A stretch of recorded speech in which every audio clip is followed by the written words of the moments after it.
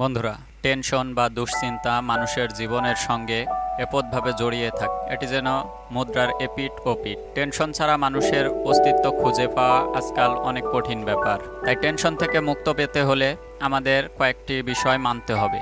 তো এই বিষয়গুলো আমরা শুরু করছি। প্রথমে 1 নম্বরে হচ্ছে যে মেডিটেশন। মানসিক চাপ দূর করে মনকে শান্ত করার জন্য মেডিটেশন একটি অত্যন্ত কার্যকরী ব্যায়াম। এক গবেষণায় দেখা গিয়েছে 25 মিনিট ধরে টানা 3 দিন মেডিটেশন করলে তা হতাশা এবং দুশ্চিন্তা অনেকখানি দূর করতে সহায়তা করে। ডক্টর হেফনার বলেন, ইয়োগা, ধ্যান ইত্যাদি শরীরে দুশ্চিন্তা সৃষ্টিকারী হরমোনের পরিমাণ কমিয়ে ফেলে এবং দেহের রোগ প্রতিরোধ ক্ষমতা বাড়িয়ে দেয়। গবেষণায় দেখা গিয়েছে যারা নিয়মিত ইয়োগা করেন তারা তুলনামূলকভাবে কম শারীরিক বা কম সমস্যায় ভোগেন। নাম্বার 2, নিজেকে ব্যস্ত রাখুন। দুশ্চিন্তাকে মাথা থেকে দূরে রাখতে হলে নিজেকে অনেক ব্যস্ত রাখতে হবে। আপনার মস্তিষ্ক এবং হাত ব্যস্ত থাকে এমন কাজ করুন, যেমন গেম খেলুন বা কোনো হস্তশিল্প তৈরি করুন। বলা হয়ে থাকে অলস মস্তিষ্ক শয়তানের কারখানা। এটি কিন্তু বাস্তবিক সত্য। আপনি কোনো না কোনো কাজ না করে যদি ঘরে বসে অলসভাবে শুয়ে থাকেন বা বসে থাকেন, দুশ্চিন্তা আপনাকে ঘিরে ধরবেই, এটাই স্বাভাবিক। তাই যে কোনো প্রোডাক্টিভিটি কাজে নিজেকে ব্যস্ত রাখুন। 3 নম্বরে হচ্ছে ক্ষোভ ঝেড়ে ফেলুন। মনের মধ্যে যদি আপনার ক্ষোভ জমা রাখার অভ্যাস থাকে তাহলে এখনই তা ঝেড়ে ফেলুন, কারণ ক্ষোভ কখনোই মঙ্গল বয়ে আনে না। নিউরোসায়েন্সের এক গবেষণায় দেখা গিয়েছে ক্ষমা করার পরিবর্তে ক্ষোভ জমা রাখলে মানসিক চাপ বেড়ে যায়, সেই সঙ্গে সঙ্গে হৃদরোগে আক্রান্ত হওয়ার হার বেড়ে যায়। বাস্তববাদী হওয়া। যে কোনো ঘটনা বা ভবিষ্যতে কি ঘটতে পারে এ আশঙ্কা অনেকেই অযথা উৎকণ্ঠিত ও চিন্তিত হয়ে পড়ে।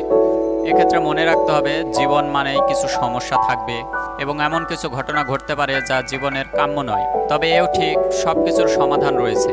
এই সময়ের সাথে সব কিছু ঠিক হয়ে যায়। কাজের বাস্তব পরিস্থিতি মেনে নিয়ে তার সঙ্গে খাপ খাইয়ে চলার মানসিকতা গ্রহণ করতে হবে।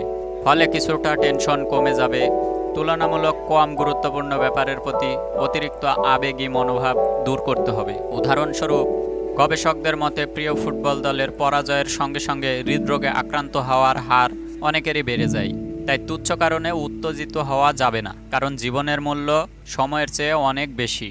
5 নম্বর যে বিষয়টি, নির্ভুল হওয়ার চিন্তা বাদ দিন।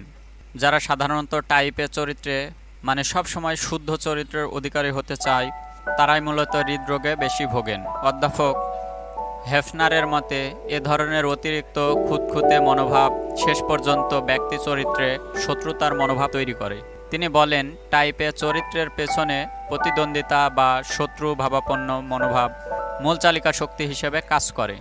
প্রকৃতপক্ষে এ ধরনের মনোভাব ব্যক্তিদের অন্যদের প্রতি প্রবল বিদ্বেষ তৈরি হয়।